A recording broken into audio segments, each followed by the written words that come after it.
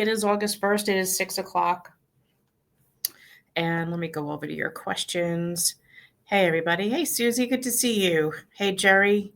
Thank you for doing the op-ed. So if you guys saw, we had asked several of you we had posted last week, we were looking to do op-eds from each of you.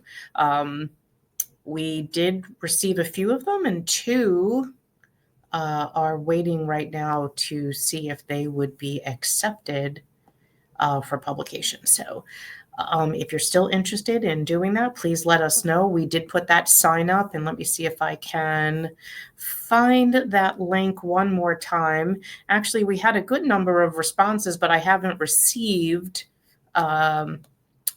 we've not received more than a couple. So I'm going to drop that link again in the chat. And if you are interested in writing an op-ed on our issue, how this affects you, let us know. Robin, why are you in the ER? Why are you in the emergency room? Are you okay?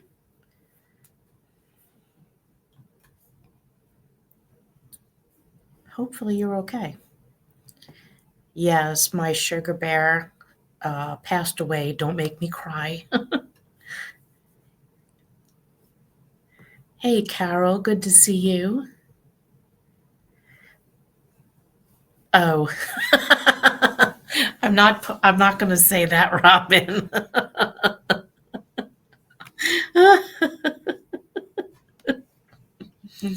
Oh my goodness. Met Grace Mang. She mentioned our issue for what it's worth. Yes, I'll be with Grace Mang tomorrow. Thank you. Several of us will be with Grace. So thank you very much, username, whoever you are. We will be with Grace tomorrow. Hey, Dan, it's good to see you. Hi, Nemi. I will see you tomorrow. Very good. So I did put in the chat, and I'm going to put it there again. Let me also put it in the chat in Instagram. If you guys are interested in doing an op-ed about our issue and how these last 4 years with the healthcare changes has impacted you, the high cost of copays or your high cost of your drug plan, please let us know. We are interested in you signing up to do this and sending the op-ed to our organization so that we can go through it and try to get it placed in a publication. So I just put that link in the comments, and it is on Facebook, YouTube, and Instagram at the moment. So hope you guys can, it needs to be about 450 words and be passionate about the issue. Let us know exactly what you are, how this has affected you, that your former unions, for those of you that were union, if you're managerial and you were never in a union, I want to hear your perspective. So yes. Hey, Tommy, good to see you. Yes, Bayside Railroad Station was flooded today.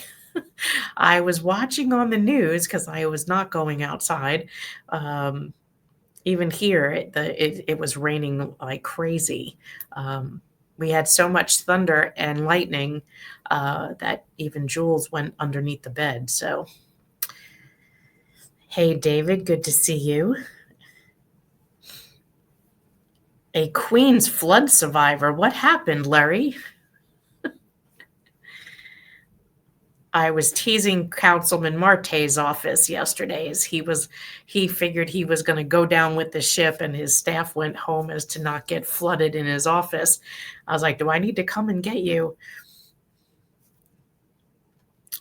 So thank you guys for everything that you are doing. We still haven't kicked off yet our next event. After this was the first step, was trying to get you to do op-eds. After that, next week we have a meeting on Friday, and then we'll probably start rolling out some more. But stepping up pressure to your council members will be coming next. So stay tuned for that. I was hoping to have more this week, but life just seemed to get in the way. Hi, Janet. Good to see you. Hello, Karen.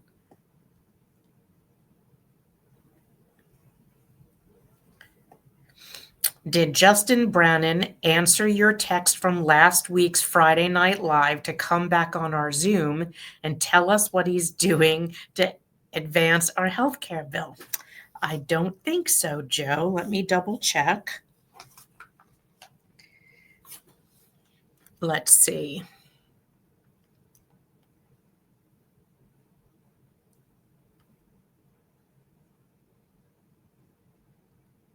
No, he didn't. But he did send me a picture of him watering his concrete. Let me see if I text him this next picture, if he will respond.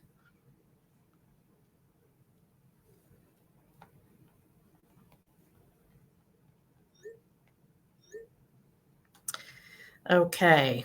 I asked again, Joe. If not, I guess he's not interested anymore. All I could do is ask.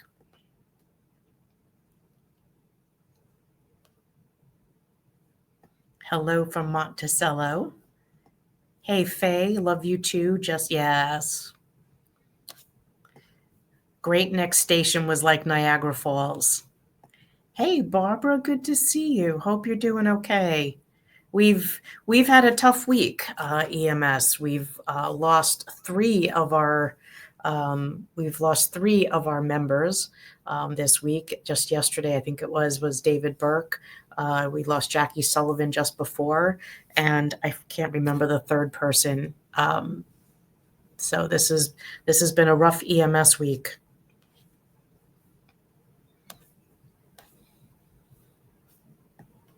I mentioned your name to Meng, and she said she follows retirees on X. Yes, they do.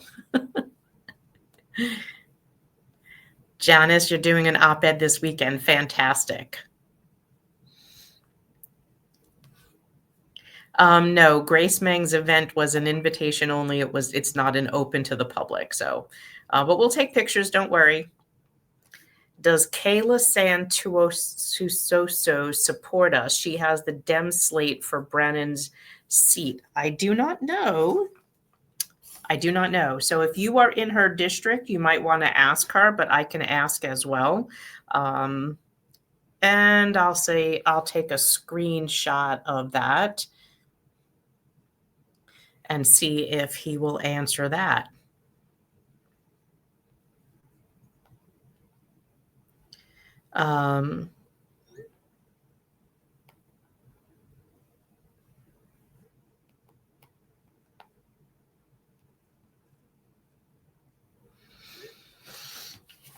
Okay. JB asked us twice for votes. Loser. I hear you, Tommy.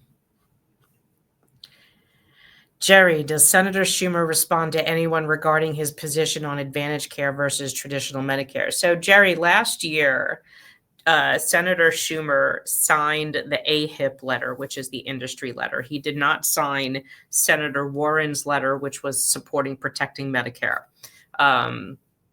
We pushed him to do it. We begged him to do it. He told us he wasn't signing on to Warren's letter, and he told us don't read into it. When we looked up his campaign finances, he is largely funded by large insurance. So there you go. I've not spoken with him personally on this issue. If you want to, feel free. But this still is a local issue. We're not going to get this fixed on a national level yet.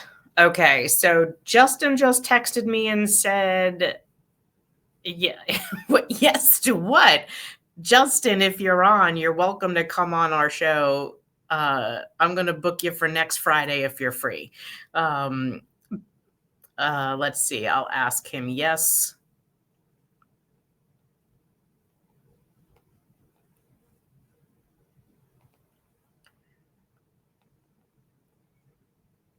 Okay. And in the waiting room, I see Jim is on. So I'm going to pull in Jim as to not delay so that he can answer all of your questions because I know you guys have been asking me stuff that I can't answer. So you might as well get it from him. Okay, let's go. Hey, Hello. Jim. Hello. I'm sitting down. I've been standing for hours. So how are you? I'm great. How are you doing? Everything's great. That is wonderful. You look well. So do you. Thank you for having me on. Hi, everyone. So on the side of your screen, you should see running commentary. Do you see that? I see something that says studio chat, but it says look for private comments. chat. Go to comment. Oh, yes. Woo, boy. Yes. Now I see it. Hi, everyone. Wow. Look, so many names that I recognize. So here, like you'll see, I just posted one on the screen. It says, Lila says, hi, Jim. Hi, Here's Lila. Gerald. Hi, Jim. And so you may see something in the chat that I may not see. If you want to address it, tell me you want to address something and you're free to address it. Well, I want to say hi to all the people that said hi to me. It looks like Anne, Camille, Lila, I'm thinking about you for reasons that I won't say, but you know, Gerald, Matthew, John Manning. Hey, John, Catherine Goldberg. Wow. Look at all these friends. Thank you, everyone. John Harrington, Catherine Goldberg, Roberta. I just saw Roberta. I got your text messages. Thank you, Roberta. Jeanette is here. Miriam's here. Wow. Faye. And Faye's here. Oh, I didn't see Faye at the bottom. Hi, Faye. Faye was going to try to make it to your event, but she wasn't feeling good. Oh, I'm sorry, Faye. Yeah. So I'm hoping the people that you guys had questions, you had questions last week, and I said to you I would bring Jim in. So if you're here and you have those questions. Wait, okay. Can I just say one thing to a couple of people? I'm not going to call you guys out, but a number of you seem to be like repeatedly contributing to me. And we've noticed, and I'm going to call you each individually. And I'm sorry I haven't already, but it was so kind. So I just wanted to say thank you to those people. You know who you are. Oh, that's sweet. Very good. So Janice, it was you that asked me that. You're right. So Janice had a question last week. She said, please explain your idea about giving disadvantaged kids a fund where they get $100,000 at age 22. The question that you asked that was asked of you of Marsha Kramer. So Marsha was asking you questions, and it was frustrating because she kept interrupting you and you couldn't finish your sentences. And then on your website, when Janice asked me this question, I was unfamiliar with it. And you mentioned a gentleman who I can't remember his name. It's on your website that inspired this theory. Yes. And the theory was that in some time in the future, it was like a retirement type fund that you wouldn't get immediately, but you'd get it later, based on that man's theory, that you would get this chunk of investment, and an investment that was, I guess, small to start, but it compounded over the lifetime, and then it was there when they needed it. Kind of, I guess, like a retirement type fund. So I said to her, I don't know, because she interrupted him and he never got a chance to fully explain the details, because a lot of people were saying in the chat last week that their theory was, well, hopefully people who are born in poverty might be able to get themselves out. So I'm going to give you the floor to explain that question, because her question, if I remember Janice correctly, was that you wanted to know how that was funded and when they got that income. Yeah. So thank you for the question. I'm thrilled to actually be able to answer a question. And Marianne, if you interrupt me, I'll do what I did with Marsha, which is I'll pretend that it's okay and just let you talk. Yeah, so it's called the Kids in Poverty Program, and it was inspired by a very controversial guy. He's become controversial because he's a Trump supporter, but he's actually a pretty forward-thinking guy. His name is Bill Ackman, and he called his program Birthright when he wrote about it years ago, and it was an op-ed in the New York Times. And I saw that, and this was before. There's a similar program that's now I think it's in the Big Beautiful Bill that President Trump championed as well. But the idea is to give kids an incentive to stay in school. And so for the 29,000 kids that are born into poverty, their attendance rates are typically quite high. Their truancy rates are quite high. Their disciplinary records are, can be longer than kids that don't grow up with that kind of stress at home. And so the idea was to use the housing, and for people that want to see it, it's part of my housing plan because it's funded through a much more ambitious housing program than the city's ever seen before. And that's all laid out for people that have patience and interest. I wrote this myself, and it's over 100 pages long. So buckle in, get a big cup of coffee, do it early in the morning so that it doesn't put you to sleep. But hopefully it'll be interesting because it really does break down all of the different ways that we can build in a way that we can get to 50,000 rent stabilized units and more than 150,000 of new units across the entire housing portfolio. So it will really have a dramatic effect on rents. It'll bring rents down because when you increase supply, obviously that has downward pressure on prices. So I took 5% of what I call the value added and taxed the developers who are going to be getting free land, and they're going to be getting a streamlined regulatory approval system so that they can put shovels in the ground faster.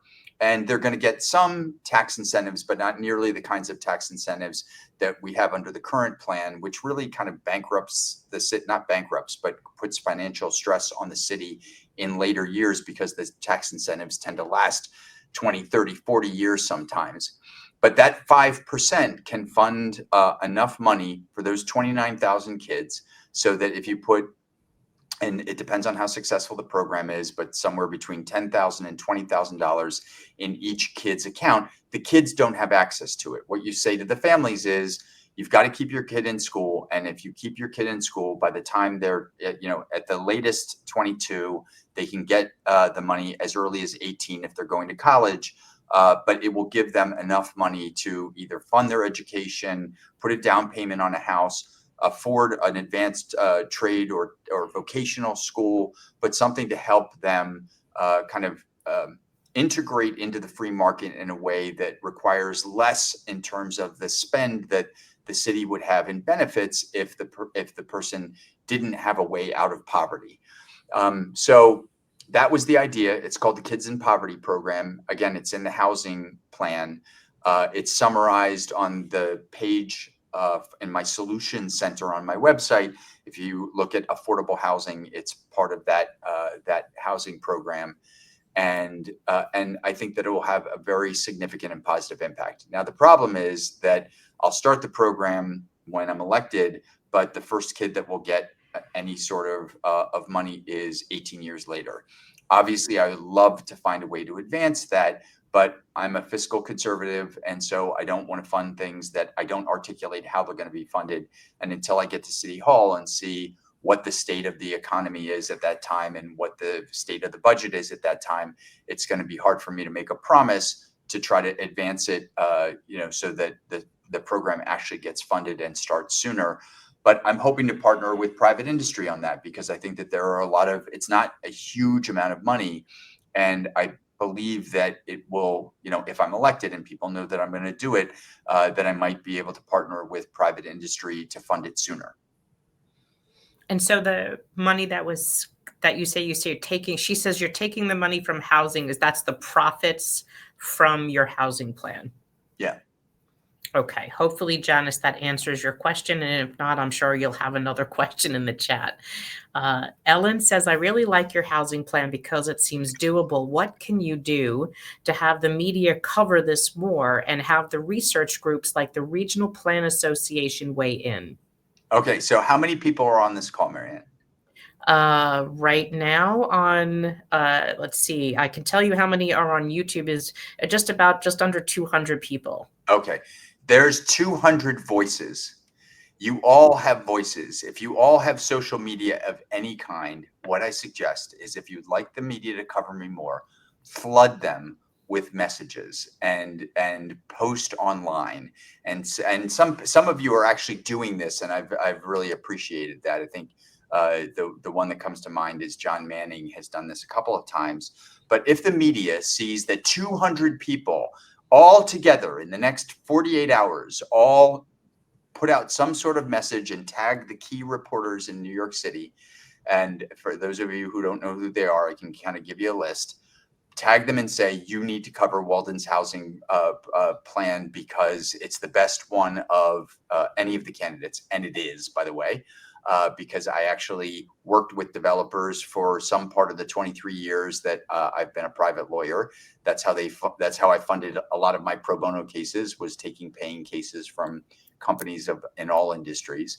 So I've done everything I can possibly do to try to get more coverage. You'll see, for those of you who follow me, you've seen the results of that, because the last couple of weeks I've gotten more coverage probably in that 2 weeks than I did for the entire 6 months before the Democratic primary was over. So it seems to be working. And your voices matter. People think, well, what's one thing from me going to do? But believe me when I say, if every single person on here picked one reporter, and pick Emma Fitzsimmons from the New York Times, right? Pick Jeff Colton from Politico. Pick Carl Campanile from the New York Post, and you sent them a note. Everyone on this call, I guarantee you that I would get stories and profiles from each of those, and they would report on the fact that there was this spontaneous burst of activity from people wanting to hear more about Jim Walden. That's fantastic.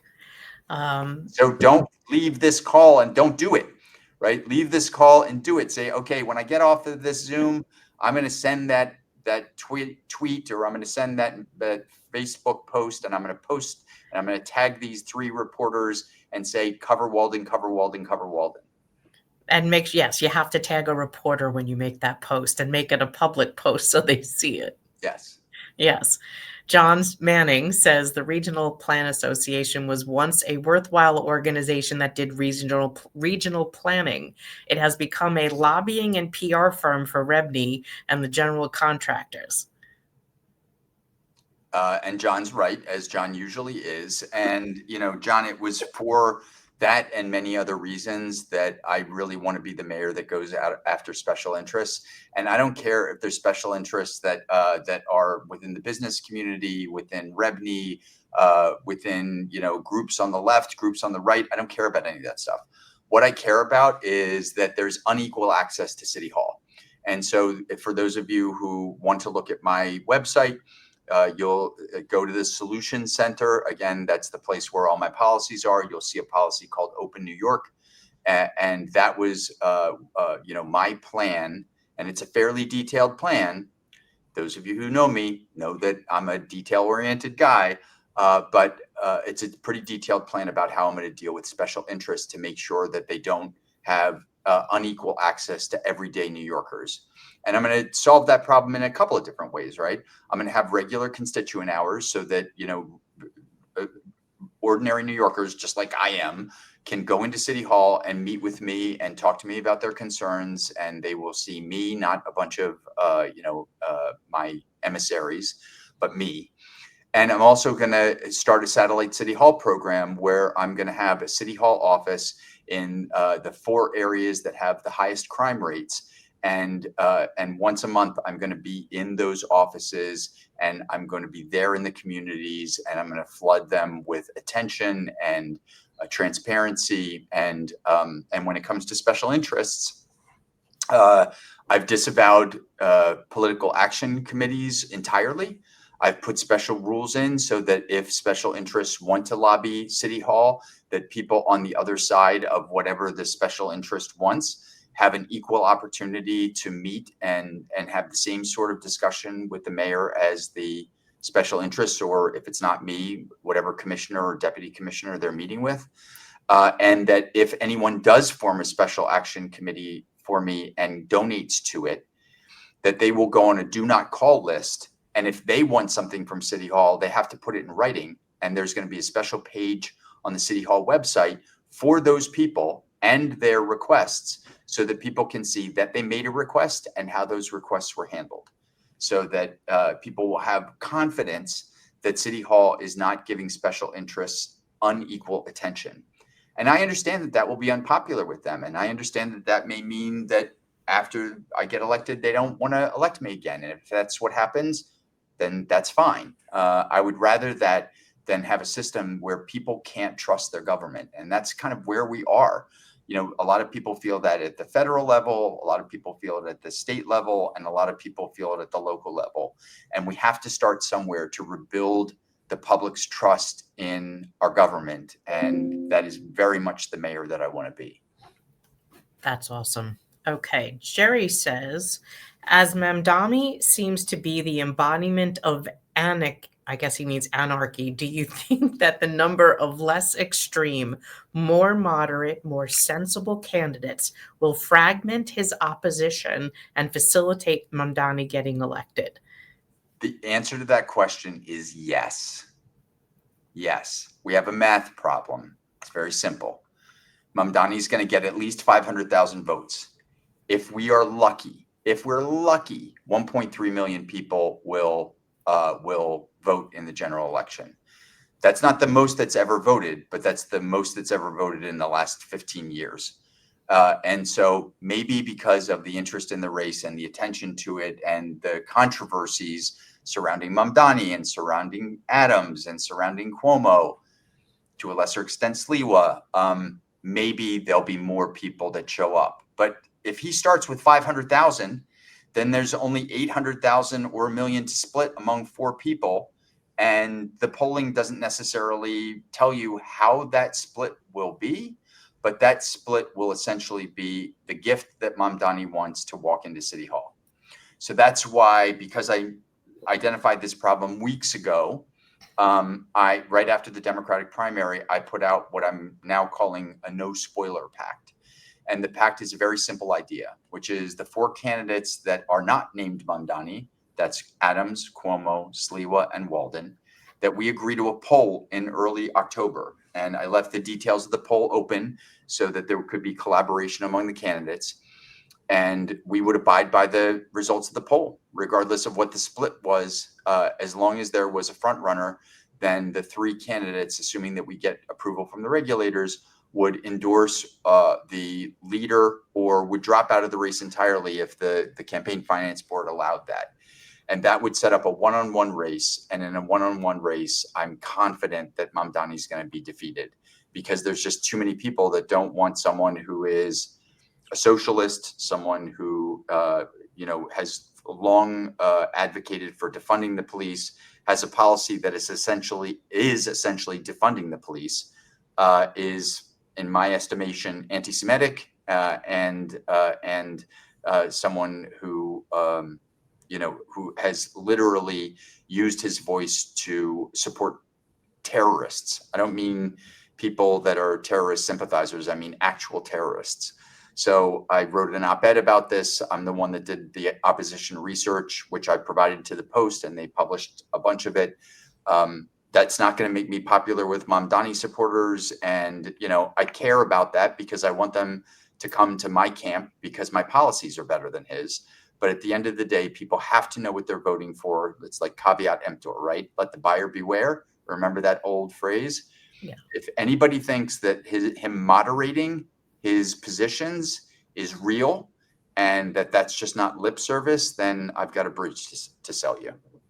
Yeah, yesterday or today, there was articles that he was in the light of the loss of life of the officer that was killed in that shooting in Park Avenue, walking back some of his commentary, which I can't even say it's commentary. He has made stated positions against the police, and so even so much still as the team that came in. That he was looking to disband that team. So the comments I saw today in the press was that he was walking back some of those statements because he recognizes now that he would be mayor. This is one of the reasons why I keep going back to what you had the retirees do, was make a commitment in writing, because you said to me the very first time when we spoke about this, put this in writing, make me sign this, hold me accountable, and make other candidates accountable. Mr. Mamdani is not doing that. He's not meeting with us. He's not speaking with us. He's not putting it in writing. All the things that you and I have discussed, other candidates have discussed, and everyone has put in writing so far except for him. There's a group of of some retired people and some active workers actually that have been attacking me, ask why I'm trying to force them. I'm not really forcing anybody. I'm asking candidates, would you sign this pledge? And they start to attack me as saying it's a McCarthyism loyalty oath. And I said, no, it is a pledge that says I am a candidate running for this office. And I pledge that when I am in office, I will do 1, 2, and 3. And I will commit to you to continue an open dialogue with you as a candidate and when I'm elected. Now, if this candidate cannot do that, any of those things, and not even communicate with me as a candidate, and he's already walking back some of his things, and he's attacking other candidates for bringing up some of his past social media posts, then what am I supposed to believe? I have nothing else to hang my hat on with him. Listen, this is my great grievance with people that either are or want to be career politicians, which is, that they're lying during a campaign when they're moving their mouths. Yeah. Right? That's an exaggeration, of course, but there's a truth to it. And I've seen it as a regular New Yorker, right? And I saw it close up with Bill de Blasio. I was his lawyer for the couple years beforehand, and I had one perspective on, like, I actually fought for a hospital staying open. And as soon as he was elected, he called me and said, I'm sorry, we have to give up the case that you started, that you got all these community groups in, because I need there to be development at the location of this hospital. I mean, so this is a part of our political system, and it's really unfortunate, but this is why I put things in writing, because I knew, particularly as someone that doesn't have the name recognition of an Adams or a Cuomo or now even a Mamdani, I knew that people were going to essentially put me in the bucket of, oh, he's just a politician, you can't believe what he says. I took a playbook from Bloomberg, actually. I've had my differences with Mayor Bloomberg. I sued his administration, I think, 4 times over the course of his tenure. So I'm not saying that he was perfect, but here I thought he was right. Put his policies in writing, and then he would actually give himself a scorecard when he was in office, whether or not he abided by the promises that he made and the commitments that he made. And I intend to do the same thing. So you're right to do that. We talked about this at the beginning of the process. This is why I wanted you, and you wanted as well, to accept more than just platitudes from politicians who want your vote and your members' votes. They should earn it.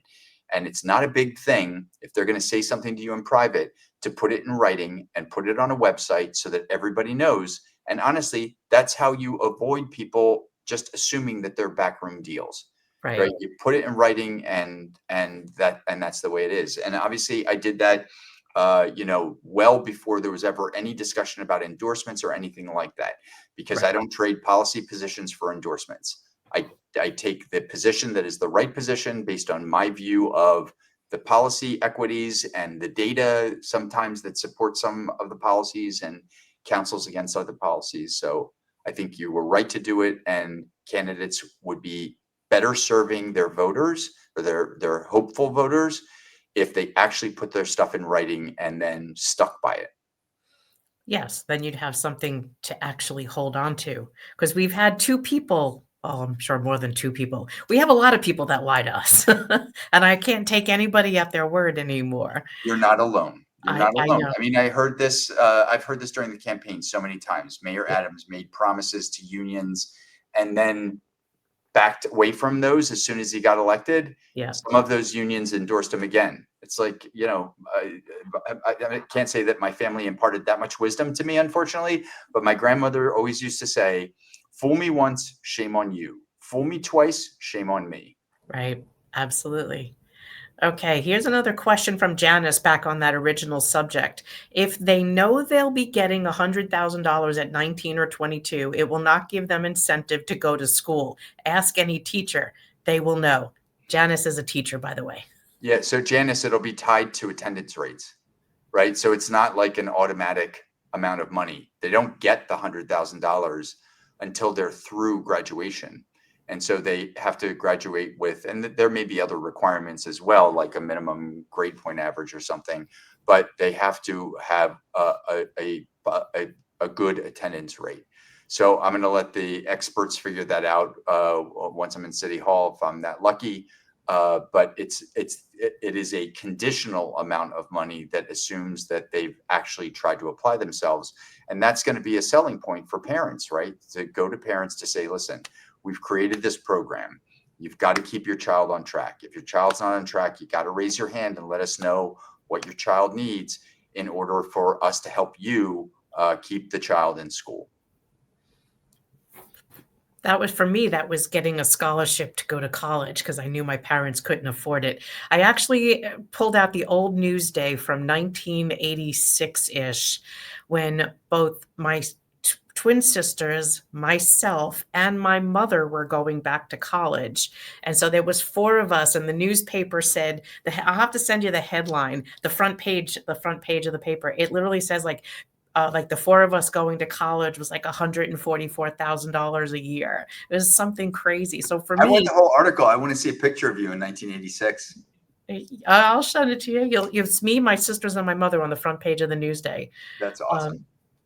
So Robert says, how do you see your path to win this campaign? I know the reason I intend to vote for you. I'm curious as to what you are seeing in your campaign. Yeah.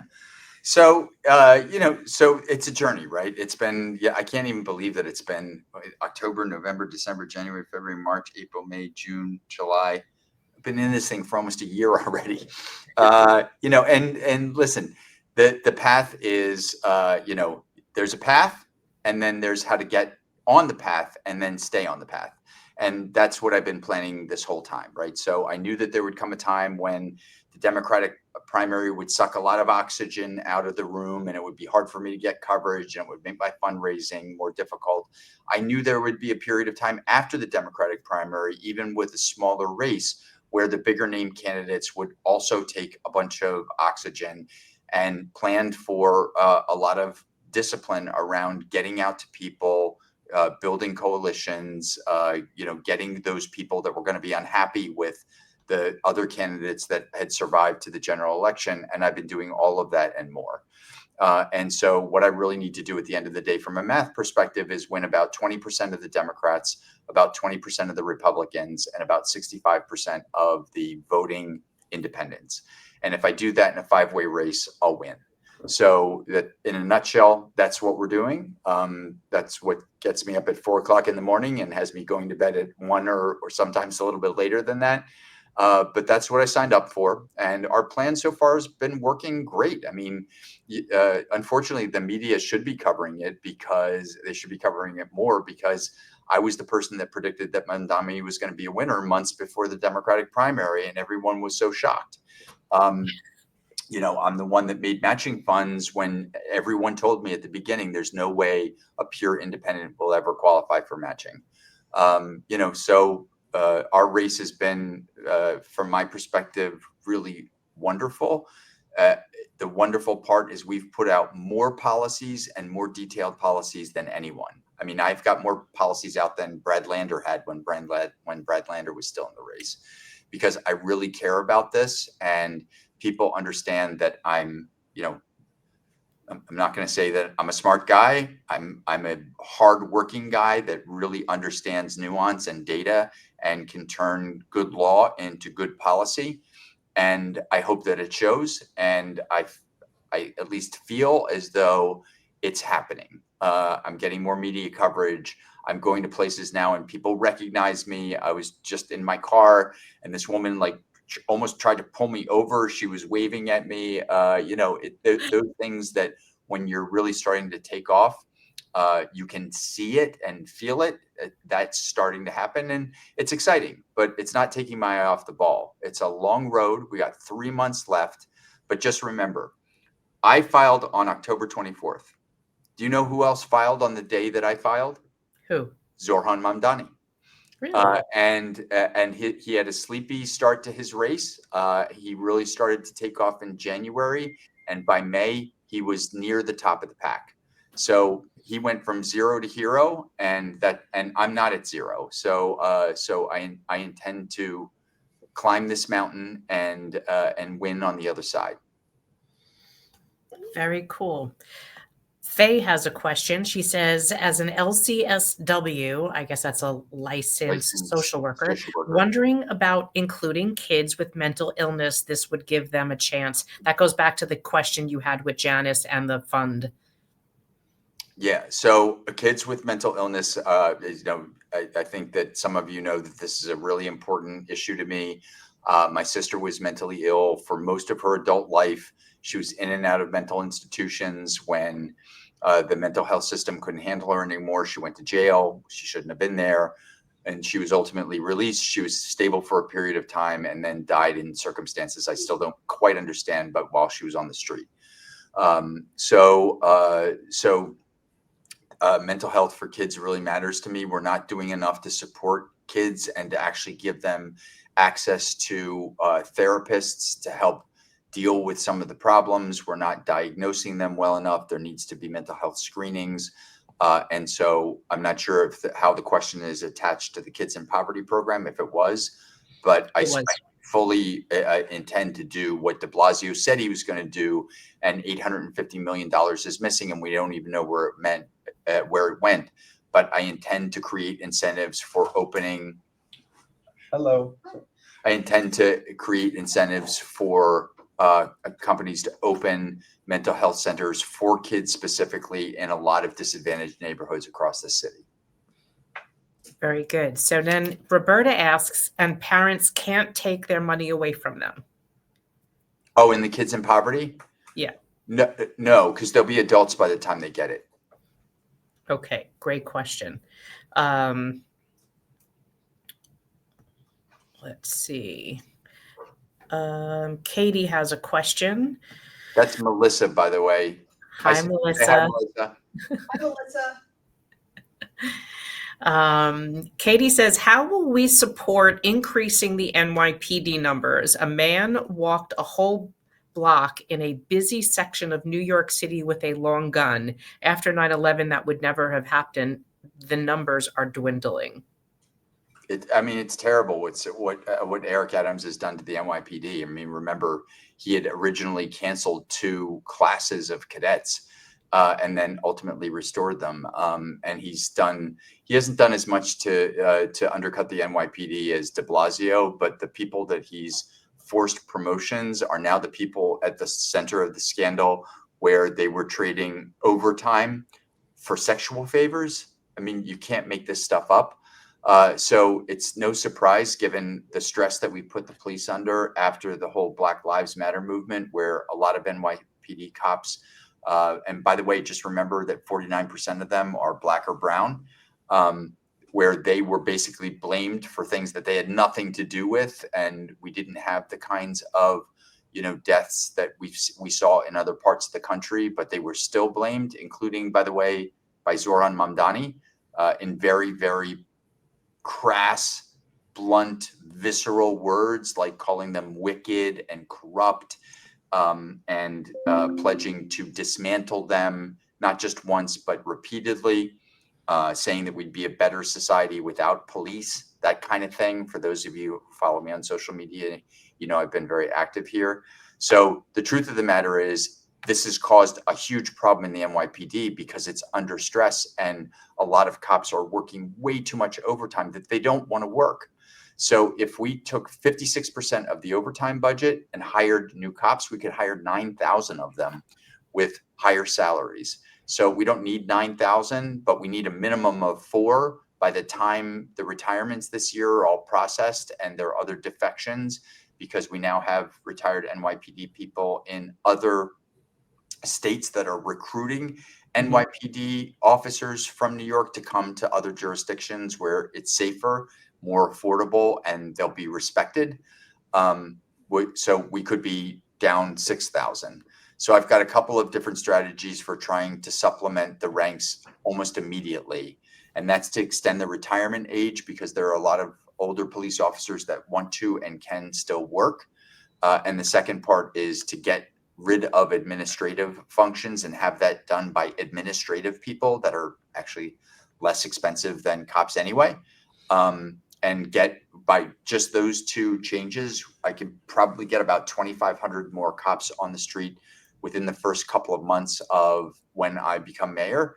And then I'm going to use the overtime budget to have an aggressive recruiting plan to try to get more police officers and streamline the academy if they already have law enforcement training, so that we can get them on the street more quickly. Very good. Faye says, if you're elected, I would like to help with the mental health issues for kids. I would love that, Faye. Thank you for the invitation. Ellen says, DOI is a joke. Would you provide the funding for attorneys, investigators that they so desperately need? No, I would not. I would do better than that. So listen, I'm a fan of DOI. I think that there are a lot of great investigators. They've had some good commissioners. They've had some terrible commissioners. The problem really is one of political leadership. We have a comptroller, right? That's Brad Lander right now, but that's the fiscal watchdog, right? Do we have a citywide office that's similar, that's focusing on corruption and is independent from City Hall? No. So What we have is a public advocate that gets $7 million budget and does nothing. And what we need to do is we need to have a charter revision to change the public advocate with whatever you want to call it, the corruption czar.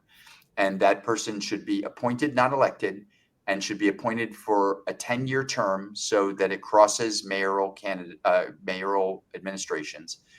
And it should be picked by a team of anti-corruption experts, not the mayor. And if we have that kind of system, it should have prosecutors that can bring cases in a dedicated corruption court. And one of the things that people don't know is the city charter actually gives the mayor the power of the magistrate, and the mayor can delegate those powers. And I want to revise the charter to give that power, or have that power co-equal with corruptions exclusively in the corruption czar, so that the corruption czar has a charter mandated power to have a corruption court that is dedicated to public corruption cases. And that court has the power to get rid of someone from public service in the city of New York permanently.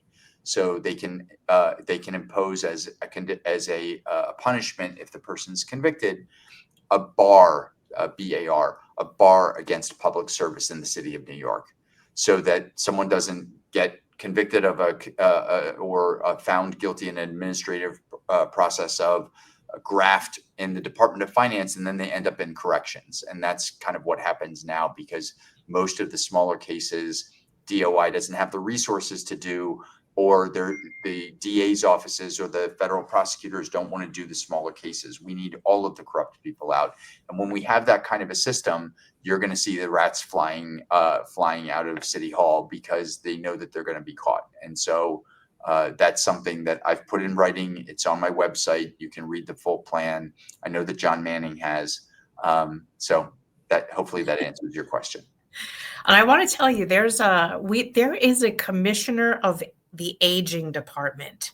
And in the decades past, going back to the 60s, the commissioner of aging used to support retirees. This commissioner won't even speak to us, and it's a political appointee.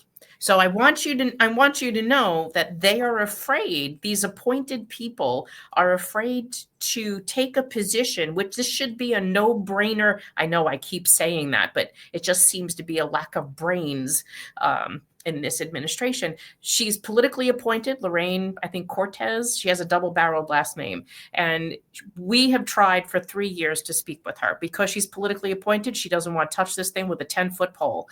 I guess they feel that in some way, if she takes a position against the administration, she would lose her appointed position. So keep that in mind, because that's exactly what I'm dealing with her office. She should have at least been able to take a position on this Medicare issue, and retired civil servants having been fighting to protect their health benefits or benefits earned during an employment that would be stripped away from them in retirement. Well, Marianne, it's funny that you say this, because you and I have had this conversation, and yeah, it's been a privilege to work with you and your members. But the relationship between the Organization of Public Service Retirees and DC 37 is just, like, to me, it's a head scratcher. Yeah. And I really want to, like, the idea that you could be a dues paying member of a union for years, and then you retire and the union's allowed to just throw you under the bus. That just doesn't seem right to me. No. And I'm wondering whether or not City Hall could issue an executive order saying that if you're a dues paying member, that the union has to protect you during the course of your retirement, just like you were an active employee. That seems to me to be fair. Do you know if there are unions nationally that take the position that once you're in the union, as long as you retire from a public service job, they continue to represent you, and therefore they can't pit one group of union members against another? So retirees are no longer in unions when they retire. So they have no duty to represent us, but they had a duty to protect what we earned, because what union would want to strip away your benefits, right? This is where they failed in the leadership and the education, that they did not learn. Our leaders from decades ago knew that they had to protect us because we were no longer in the union. But on this chat right now, we have managerials, we have retired council members, we have retired attorneys that were never in a union, because they're policymakers. When you're mayor or city council, you're not in a union. So if you're non-union, these decisions that are being made by this umbrella group of unions and the mayor's office of labor relations will affect you. This situation is put in place because the mayor's office of labor relations negotiated with an umbrella organization of unions called the Municipal Labor Committee. It will affect you. It will affect city council. It will affect the law department, and they're not taking a position on this. And Well, they're so, not. but the one thing I'd love to explore, and maybe you or other people can help advise me on this. There's no law that says that a union can't keep retirees as a union member. Is there? Is there a law that says, I'm sorry, unions can only Yes. represent active duty people? Yes. So under What's the that law? Taylor Law and Pittsburgh Plate Glass, going back to 1971, that is a beautiful case. You can listen to the oral arguments on that case from 71. In Pittsburgh Plate Glass, it was right after Medicare was passed, and the employer wanted to take away the employer benefits and just keep the retirees on Medicare. And in that case, the court determined with the National Labor Relations Board that they did not represent union retirees, because union members and retirees have materially different needs, and they cannot represent them. Under the law, unions can negotiate for employees in their union for wages, hours, and work conditions. Retirees don't have that. Now, there are some unions, like, for example, the United Federation of Teachers has a loyalty retiree organization. They do have those retirees pay a dues, and they do allow a certain number. It's like the United Federation Teachers has about 200,000 active members. They have about 89,000 retirees, of which, of their 89,000 retirees, only 23,000 can vote in a officer election, but no retiree can vote on a contract, because So did you guys ever try to lobby for an amendment to the Taylor Law? We haven't, but remember, unions would be representing the needs of an active worker, not a retiree. Even if you made that change, you would then be opening me. When you think about a negotiation, a labor negotiation, the union president goes to the table with management and they talk about give and take, higher productivity, higher raises. I don't have anything to negotiate. I only have what I have is what they could take away. I don't have anything to give them. I don't have anything they can't give me anything else. So all I have is to give. They could take away my health care. They could take away my Medicare B reimbursement. They can charge me more money. I don't have anything to be benefited by negotiation with management. I earned my benefits. I'm supposed to sail into the sunset with them and keep them. And the union had a duty to protect that, except these were uneducated union leaders. And remind you, of this umbrella group, there's 102 unions. The United Federation of Teachers has one massive vote of I don't know, almost 900 weighted vote. DC 37 has 62 locals under their voting power, but every one of those locals has a vote. So they vote individually. And then there's all the other unions, the police unions, the fire unions, all of those local sanitation, corrections, all of those unions each have an individual vote. But it is the teachers union that has this single largest weighted vote. It's one vote for every 250 members. And the two unions in that MLC that have the heaviest vote, if they all voted, is DC 37 and the UFT, because both of those unions has 200,000 members each. Well, I don't know. I'm going to think about this more, but that seems to me there's something. I've said this to you a million times. Something's not right in Denmark. This is the way I look at it. If I have an insurance policy, right, and it insured like a property that I owned that I was renting up in Poughkeepsie, right, and it turned out that unbeknownst to me, last month my house burned down. I didn't even know it. And I find out about it next month after my policy expired. Now, when my policy expired, if my house burned down after that, then I'm out of luck. Right. But if it burned down when I was insured, the insurance company would have to pay the claim. And I just don't understand how a union can take your dues for 20 years or 30 years. And then basically, once you're retired and you have the medical plan that you retired with, that they can consent to and not fight against changes to that over the overwhelming objection of the former members of the union, even if there's so many of them, that just doesn't seem right to me. There's got to be a way to fix that legally. But in any event, I don't want to take time away. Us either. Yeah, they had a duty to protect us, and our past union leaders used to say, "Never touch retiree health benefits because you're opening Pandora's box." And unfortunately, they did. Welcome to Pandora's box. Yes, welcome to Pandora. Robert says, "Can you expand on how you would change the ethics, integrity, and conflict of interests would be addressed within city government in a Walden administration?"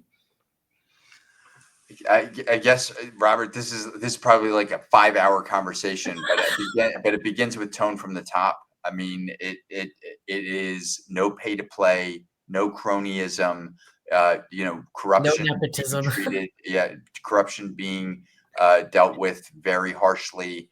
And there's lots of different compliance systems that are in place. I have to take a close look at the ones that are working as opposed to the ones that aren't.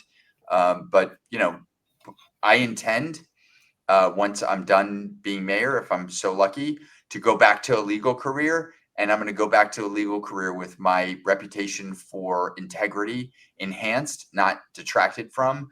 And so every single day, I'm going to remember that I'm there to make sure that we can be proud of our government again. Right. Because that's who I am. That's who I've always been as a professional. And I intend to live that every day in City Hall. Do you know when you'll be in Queens? I just came from Queens. So I've been there a whole bunch of times. I was just at a community meeting in Corona where they're having an epic problem with drunken, vagrant homeless people. Like, I didn't even know about this. I got an invitation to go to this community board meeting or this community meeting, which is really interesting. But yeah, I've been all over the place. So we don't have a schedule yet because we've just been going wherever we can. But we're going to have a schedule in place. We'll have it on the website, and then people can see where we're going to be and when for the last 2 full months of the campaign. Okay, good. And I know you're supposed to be putting up a schedule of that we can help attend, our people can come to, because I think that's what Camille was looking to do. Yeah, that's great, Camille. Thank you. David says your ideas are visionary and your stellar talents to shine as mayor. Oh, thank you, David. That's very nice of you. I appreciate it. Janice says, now that we've heard what you'll do with disadvantaged kids, what are your plans to help seniors, the votes you will need? I'm going to kick them to the curb. No, you're not. Oh, come on. So, I mean, there's lots of ways that seniors need help, but one of the critical ways is better housing. So, and you'll read this in my housing plan. I hate to keep going back to this, but in my housing plan, you're going to see that there's going to be a set aside for seniors specifically. So this lottery system that we have is, I guess our attempt to be inclusive or something, but it doesn't get at the people that need it the most. And seniors are part of that group. By the way, public service employees are another group of people that I'm going to give set asides to in terms of new housing that gets built much more ambitiously. Oh, wait, I didn't even see that Kathy Napoli's on. Hi, Kathy. So that's certainly one way. But I apologize for this. I have to jump. Yeah, I only had an hour. So that's okay. Come back whenever. I'll come back next Friday. I'll come back every Friday. It'll be our Friday tradition. Okay, we could talk every week. Well, thank you for your time. I appreciate you jumping on and answering everyone's questions. Do you want to give is there anyone that has like a more time sensitive or more anything? Let me just jump over to the live questions because I was starring them as I could see them.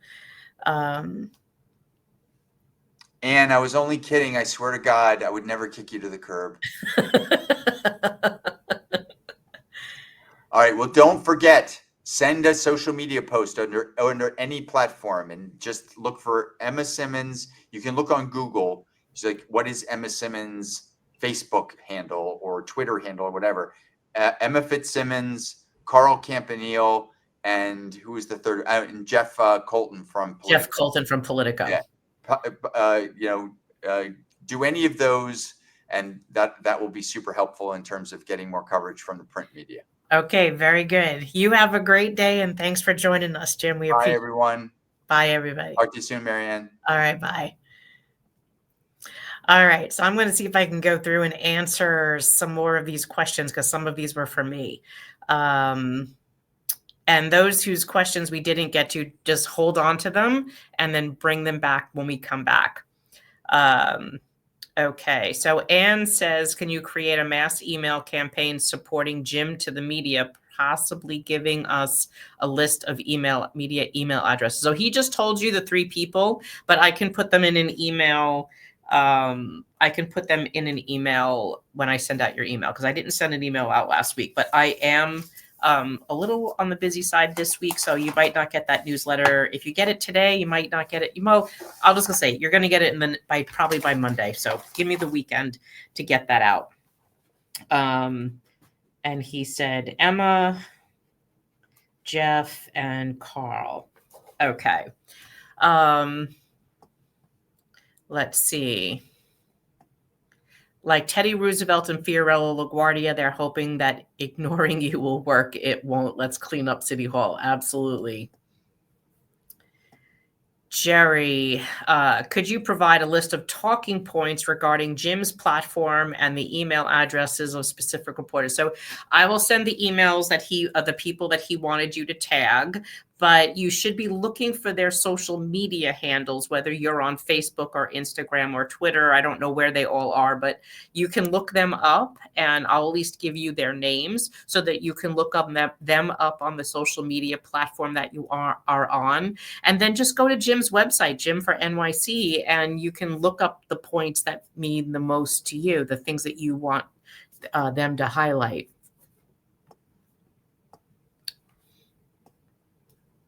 Can contact reporters? Yes. So Roberta, he said Emma Fitzsimmons, Jeff Colton, and Carl Campanile. Emma, I believe, is from the Times, Jeff from Politico, and Carl is from the Post. Ellen, I don't know the answer to your question, so I'm going to skip over it. Hold that until next week or when he comes back. Randy says, who's agreed to sign the pledge to narrow the field to one person to go against Mamdani? So you have against Mamdani, you have Curtis Sliwa. He signed the pledge. You have Jim. He signed the pledge. Jim actually started us doing the pledge in writing and making formal commitments. And that was because I'd expressed to him that we had been we had a verbal communication with several electeds, even in person, that they made promises to us that they would help us with this, assured us that they had our back on this, and then ghosted us. So this is why we came up with this procedure, and this was at his suggestion, and we've loved it. The board really supported this idea. So you have Curtis, you have Jim, Andrew Cuomo did the pledge, and he met with us as well. The only one that hasn't signed it, obviously, was Zohran Mamdani. And the mayor, Eric Adams, hasn't signed the pledge, but he said he wasn't going to put us into Medicare Advantage at this time. So that's really all I can tell you is those right now are the three people who have agreed to protecting you. And to my knowledge, I don't think Zohran will meet with us. We've been trying to get him to pay attention to this issue. I think he knows this issue, but I think the unions have been pressuring him not to support us. And remember, DC 37, we have that in writing that they told candidates that if they supported our issue or our legislation, that they would no longer support that candidate. And the candidate was told that. So the candidate was specifically told that if they supported us, they would no longer be supported by the district council. And Zohran could have been on Assembly Bill 4639, and he's not. So that bill is still there. He could sign on to it. He hasn't. So that should say something to you. Okay, so let's go back over to the live questions. You're also in favor of micro units. I thought micro units were cute. In more rural areas, they're like called granny pods or nanny pods, which I thought were cute. They're just small little units for seniors that are very much safe for them. Jazz Snare, I wish this guy wins. Is your 100-page doc easy to find? John, go to his website, Jim for NYC, and you should be able to find it there. Faye, sounds terrific if Jim comes on weekly.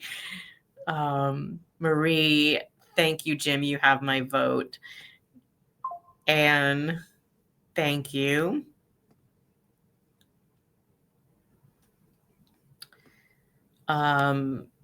Janice, that's kind of a hard question to ask. Who will you support if you drop out? First of all, remember something. There's a rule in campaign finance that they can't drop out. They can drop out, but their name will still be on the ballot. I don't understand that rule, but it is a rule. So they've campaigned enough that their name could be on the ballot. Even if they no longer run, their name will still be there. So I think that would be an issue. And I think it's still too early to ask a candidate in August who they would support if they drop out. You're not going to get an answer from anyone at this stage of the game on that. That's just politics 101. It's too soon. Subsidized housing for municipal employees. Faye, are you going to write those reporters? Faye, I will put them in the email. I will put them in the email for you. Brains, integrity, vision, and experience. Go, Jim. Marianne, I've donated every year. I'm in a tight spot right now, but should be fine in a couple of months. Donate as soon as that happens. Don't worry. Trust me, we just keep doing our promotion because we have to sustain the organization. You donate when you can. I'm not going to pressure you. You'll get the email still asking for money. Just delete it. Don't worry. You do what you can do. There will be other people. We have more people donating to us this last week, and we have some new donors. And we also, when we started the Political Action Fund, we do have some small donors because people were typically spending like $5 or $10 a month when they were giving monies to Peoples, to UFT, COPE, DC 37, their former unions. So you'll notice too. Let me see if I could find that page. We did open up the Political Action fundraiser page to not be just UFT and DC 37. Let me share that with you so you can see what we did.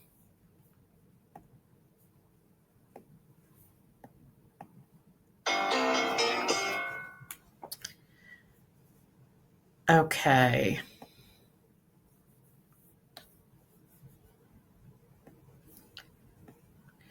So if you go to this page, and I'm going to drop this in the chat right now so that you can see this page.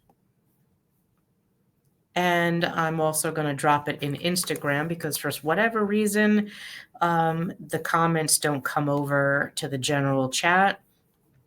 You'll see it says New York City Retirees Strong. That's the name that you guys all chose when we put up a poll over the weekend in our Facebook page. So this is our new Political Action Fund, and it tells you how to change, if you were UFT, how to get out of paying the COPE to your former union. If you were DC 37, that's down here, how to get out of theirs. And if you were donating to another union, you just need to contact them because there's too many that may do this, that we would not have the ability to tell you how to do all of them. But the point is this is now our new Political Action Fund. So you could make this like a small $5 a month just for political action. And then the regular donations to sustain the organization would stay separate. And that's another donation. So you're welcome to do this. That's why we put the small numbers. Do what you can. There's a lot of people that have started to do this with us because they wanted they recognized after the videos that we did showing you that DC 37, the United Federation of Teachers, AFSCME, and the AFL-CIO, New York State, have been lobbying against our legislation. So this would help us do that. We have a full-time lobbyist that is helping us try to get another Senate sponsor and get that bill back ready up to be ready for January. And then, of course, still working on city council. So these would all be things that this political action would help us do. Kathy, please don't drop out, Jim. We need you. I hear you. It's too early to say what would you do. I mean, their race just literally started last month. Independent races literally started right after the primary. So you're asking someone to drop out a month into their campaign. That's not classy.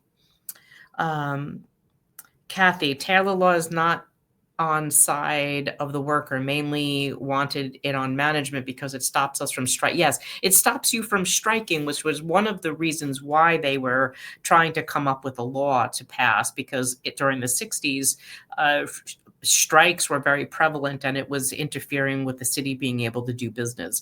But I just don't see an ability of you being able to be in a union. The union cannot represent you. You have nothing to gain. You only have something to lose. And still, that's never been more clear, where you had a former union, for those that were union, have your former union try to steal your health care to finance an active workers contract that you didn't benefit from. So I can't keep saying that. There's nothing a union can do for you. You can't negotiate anymore. And that's the power of a union, to collectively bargain for benefits and wages, hours, and work conditions for workers who are employed by an employer. You don't have any of those. They had to honor the promise. Both the employer should have and the union should have. And unfortunately, the United Federation of Teachers started that pattern in 2014, and then DC 37 did it again in 18. So I think it's education, to be quite honest. Long Beach, can we also hire Jim as our lawyer? No, there would be more conflicts there, but Jake Gardner is from that firm. So Jim is the founding partner of Walden, Mockton, Howard, and Williams, but Jake is our attorney, okay? And so Steve, by the way. Let's see what we have. You're welcome. Oh, did I not drop it in the link? I'll drop it again if it didn't make it. Hold on a second. You'll notice that the link still for right now does say UFT COPE for New York City retirees, but that should probably change. I'm trying to get that changed, but it is definitely not a UFT COPE.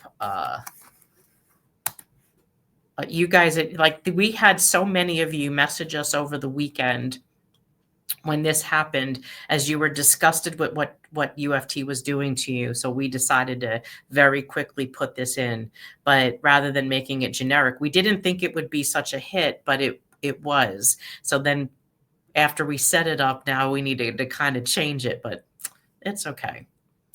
I didn't join the UFT retirees chapter when I retired. Do you think it's better not to retire or join and vote against them? So you are retired. Do you think it's better not to? Oh, I don't understand your question. Do you think it's not better to retire or join and vote against them? So the only power that you would have if you wanted to help vote the people that are out, you'd have to the officers or take vote in an RTC election is you would have to be a member. So if you think that that's important to you, then you should join. If you don't, and you don't think it's worth it, then don't. But as a retiree, retirees are not in unions. You can join a retiree association, and there are many union organizations that have retiree chapters. It's not just UFT and DC 37. PSC has a retiree group. Sanitation has a retiree group. Transit has a retiree group. The NYPD and FDNYs all have retiree groups. And some of them are mostly just, and most of them don't vote in their union elections. They're just a camaraderie group. It's just a solidarity group of people retired from the same title. So that's strictly personal.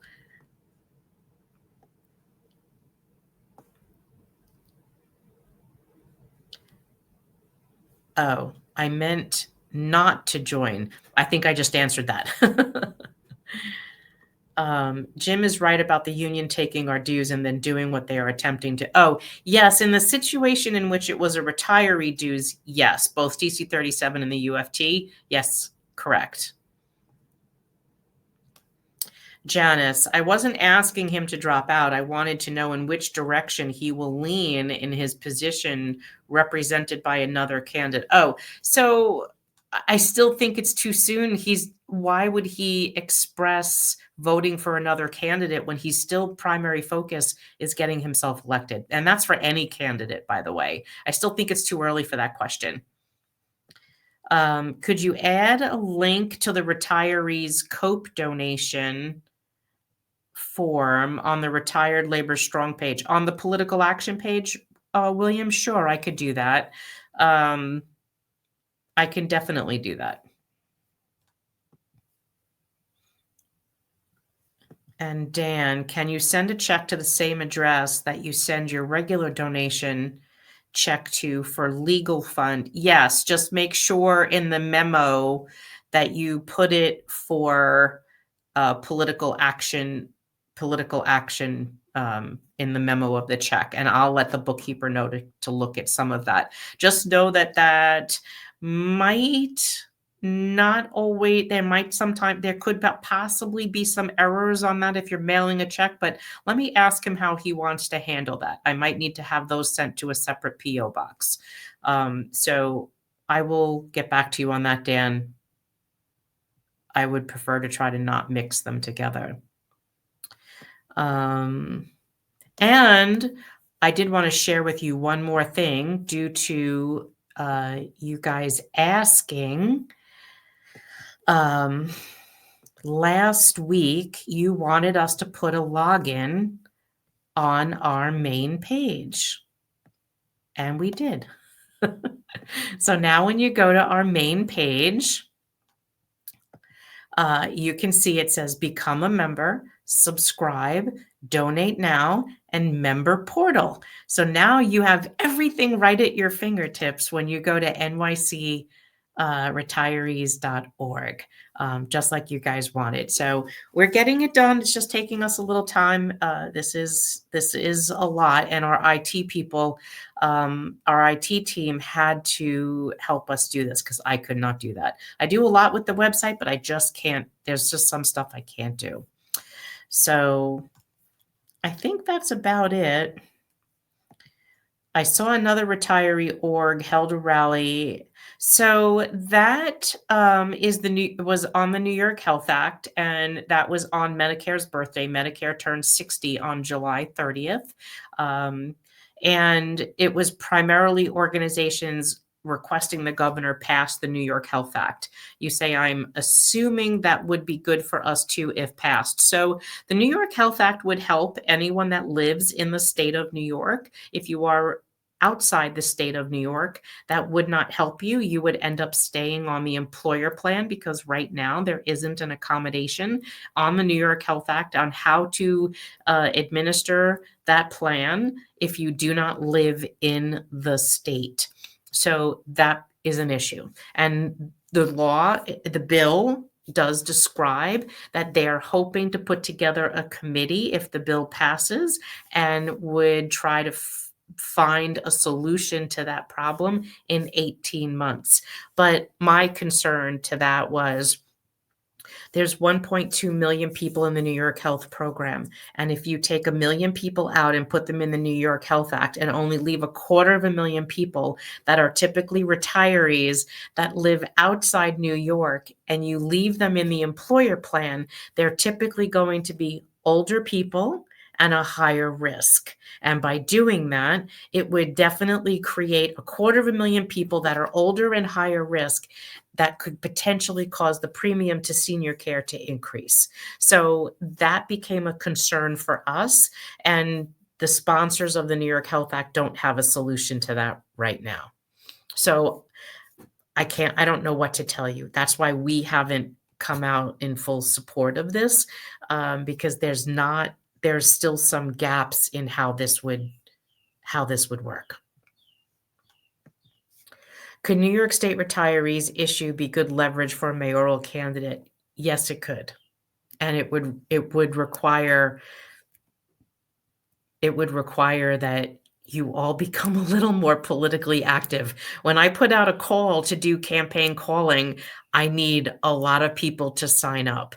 When I put out a call to go to events, political events, I need people to show up. So when we don't have that, then you're not using the weight of your organization. I can ask, but if you don't participate, there is no power there. Follow me? And any more on naming our political donation name? Yes, we did win. It was the NYC Retirees Strong. It was Matt Weber's suggestion that won. And that was what was on our website.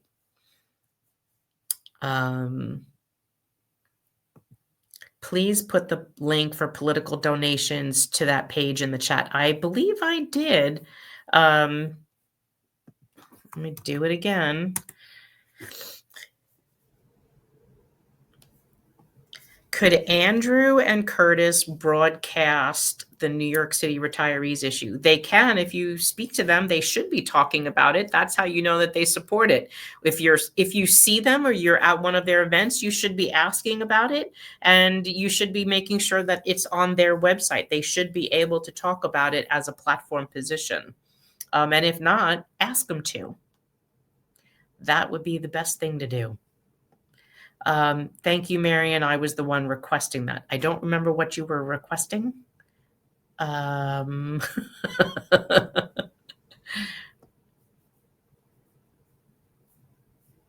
Roberta, thank you for the login. You're welcome. Okay, let's see. I know we have different links for either legal or political donations. Can NYCOPSR's dashboard be made to identify our different donations? Meaning reflect our recurring legal. It should. If you go to your you have to log into your portal. If you go into your portal, you go into donations. If you're making, let's say, a recurring donation or a donation, it'll tell you which campaign you're donating to. So this is why we've been encouraging you guys to make your own login in the portal, because then you can see your donations and see what's recurring, see what date they come out on, what credit card you're using or method of payment, how much, and the date. So all of these things you can now see. You should be able to see both of those, whether it's a recurring organizational donation to fight to pay for our support our organization and our legal battle, or the political action campaign. You would see them because they're two different links in your portal. So if you have trouble with that, just reach out to us at the organization retirees@nycretirees.org, and we'd be glad to help you with that.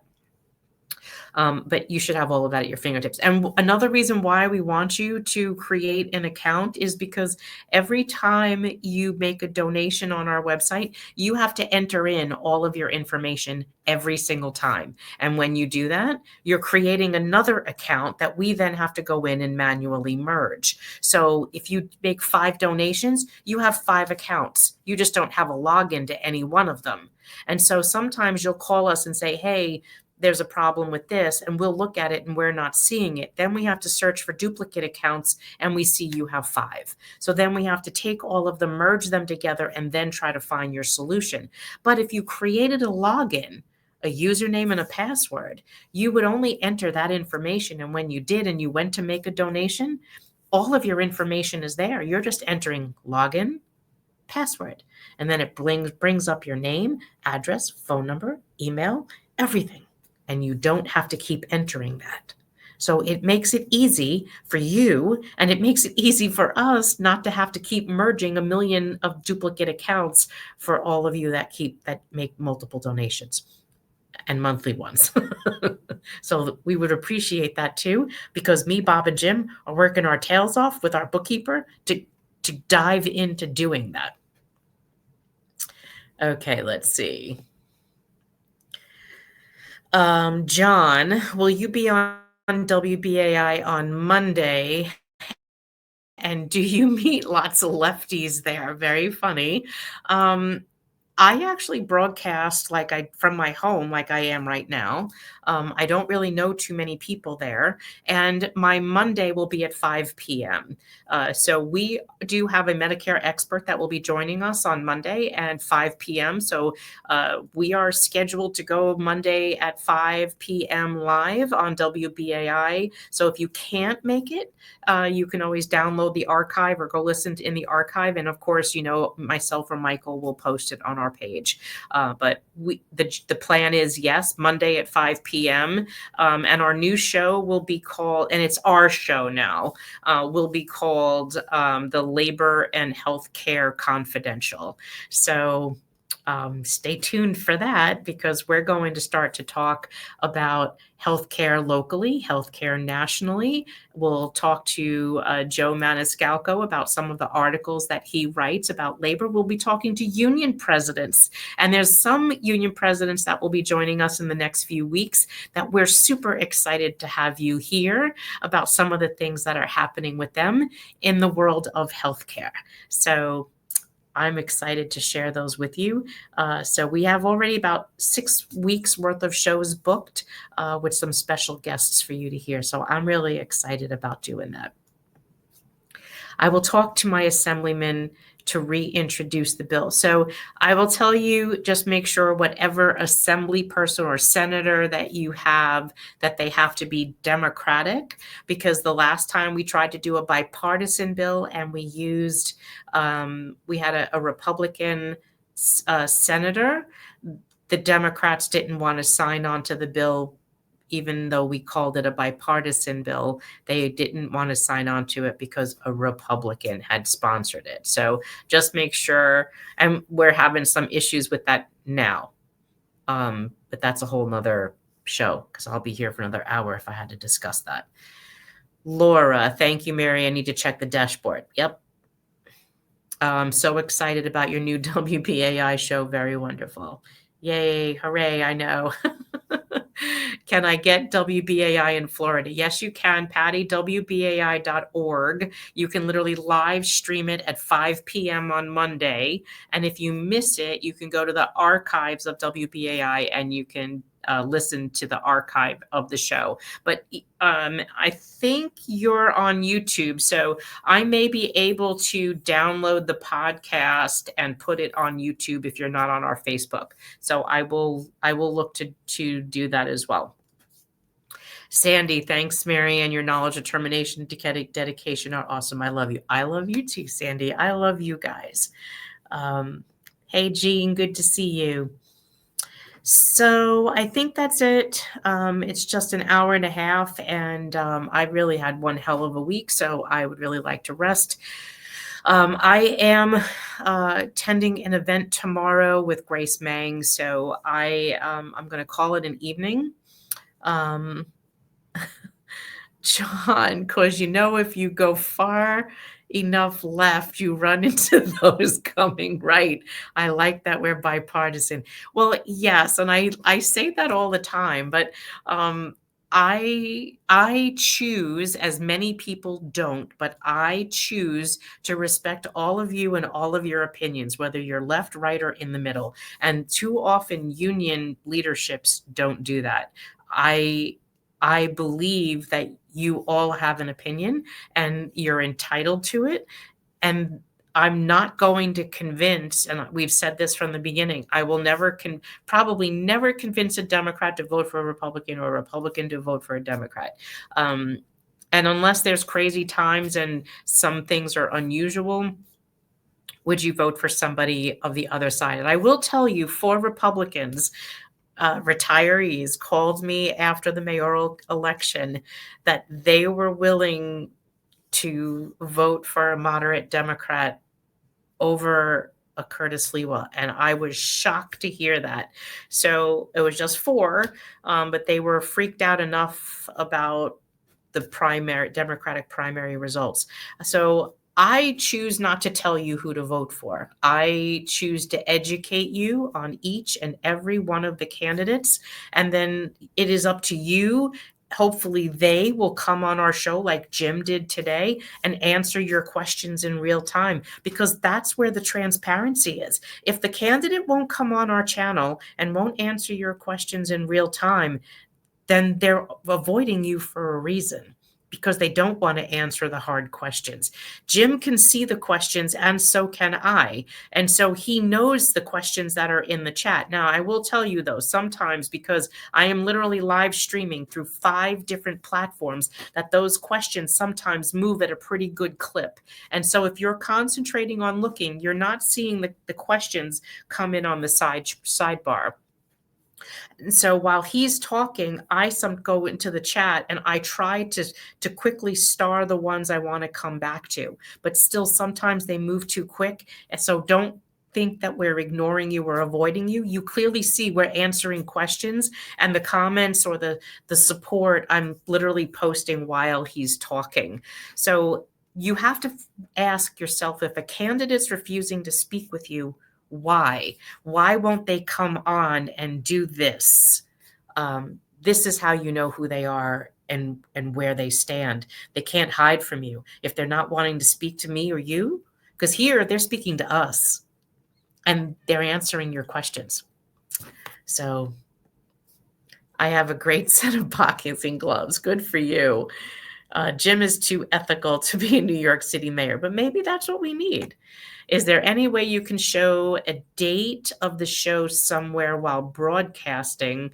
Sometimes it's hard to distinguish the current show. Do you mean, David, do you mean this? Because in the description, this should come up. Like if you look at the top, this literally says Friday Night Live updates August 1st. So I try to put the date in the description every time I do this, so you do know. And it should come up that way because that's what I have to enter into all of these platforms. You're in Facebook, so it should actually have come up that way. So, yep, that's what I'm seeing. Am on my portal sign in. I see no way to donate to our political action fund on there. No, so Faye, you need to click the link that I'm putting in the chat. It's not going to come up in your portal. You would click the link once you've made the donation. It'll show up that you've made it in the portal. I will find a way to put it on the website. Is if you want to donate to our operating fund here, if you want to donate especially for political action, click here. Give me some time to put all of that on there, but we're getting there. Okay, hold on. Justin. About Justin not getting back to us last week. At least he's never ghosted us and bitten a cop. I want to tell you, Justin's been texting me while we were on with Jim. So Justin said, so there was a couple of questions. Will he come back on? He said yes. The other question was, does Kayla support the retirees bill? He said yes. I said, okay. And I wasn't sure what he was answering. So I said, she supports us and he'll come on? And he said, sure. And I said, okay, they'll be happy. Pick a Friday. Yes, we will. Promise. I'm not going anywhere. You should have Kayla on, he said. And I said, let's do it. So he's going to work with me on setting that up. Okay. So I promised next week I will call him. We will set up Kayla to come on. We will set up him to come on, maybe him and Kayla to come on. So hopefully you've got your answer. You've got your answer there. Ellen, thank you for making me laugh. That's just priceless.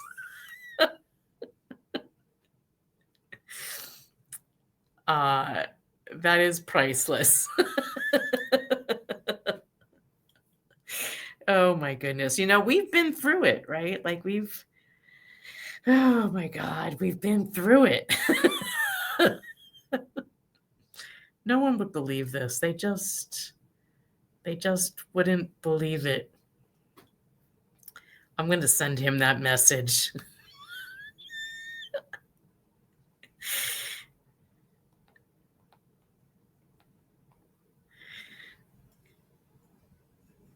That's hysterical.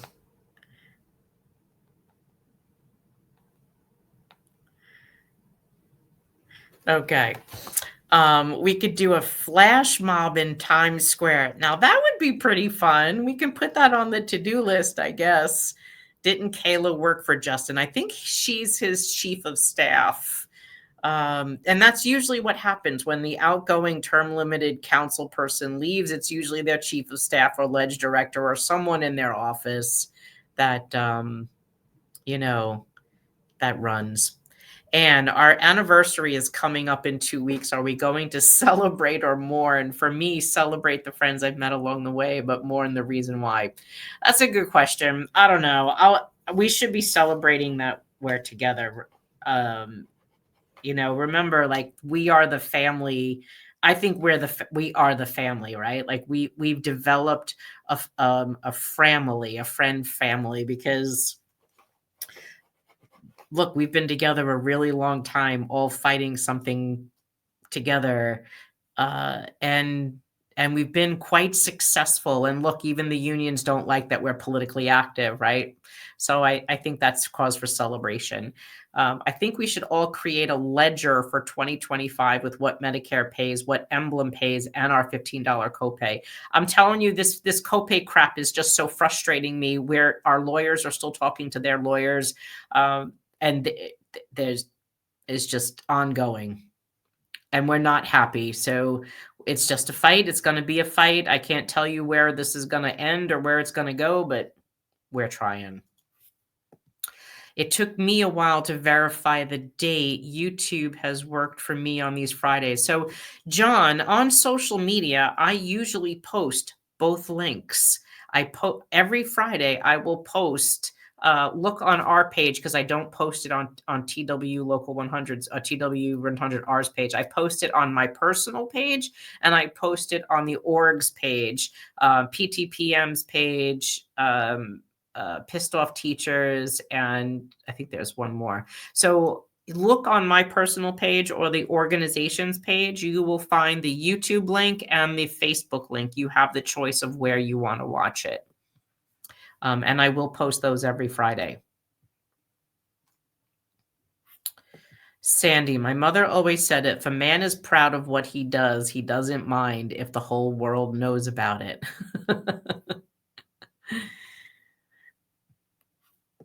Patty, if you go into Emblem, there's a summary of your visit. Yes, and get into the habit of downloading your information, because they only stay on the Emblem website for like 2 years.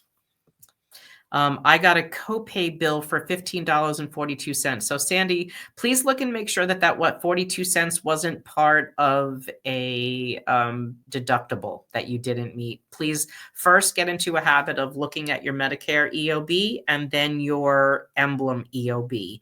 If they're charging you 42 cents and you've met your deductible, I want both EOBs, Medicare and Emblem, sent to the organization, please, with a little paragraph telling me that, and your contact info. And we will give that to the attorneys. Let's contact the new Pope. So, Kathy, thank you for everything and the link you posted. I did it while watching you, and I got it done. Thank you, Kathy. So I'm going to call it a night. Oh, Emblem sent you a check.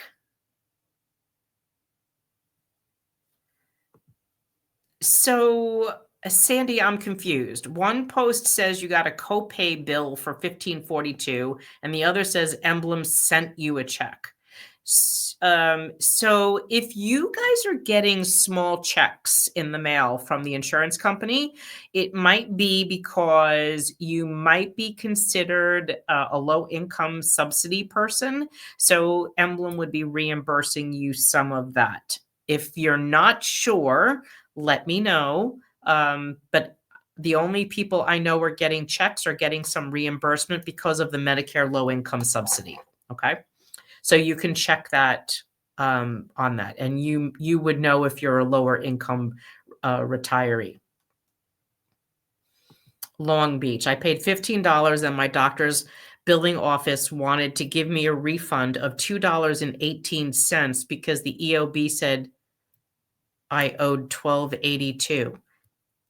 Yes, actually, can you do me a favor, please, and send me that in an email and send me the EOB? And yes, you should take the $2.18 from your doctor, or have them apply it as a credit on your account. And they should not be They should not be charged. I would say take the cash back, because if you don't, they're just going to charge you $15 the next visit.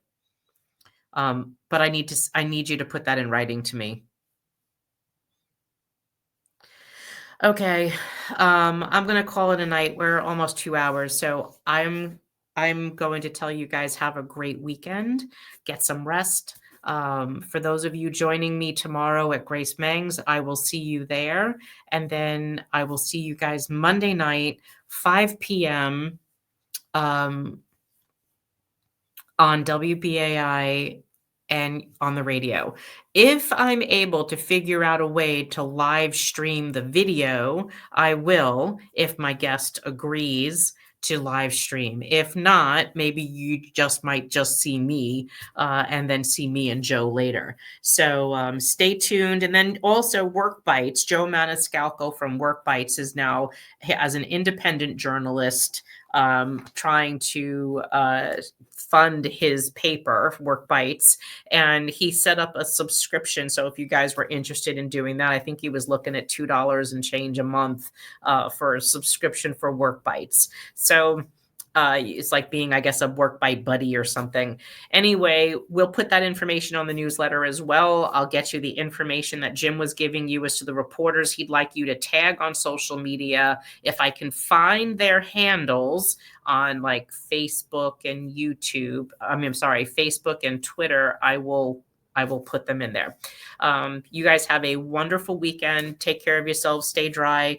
And I will see you Monday. Ciao. Don't speak what you don't understand. The truth is not in your command. Don't shout about what you think is fake. The decision isn't yours to make. Don't lie about the way things are. Tall tales will take you very far. Don't scoff when they say it's the end. In this life, you know you can't pretend. The days pass by.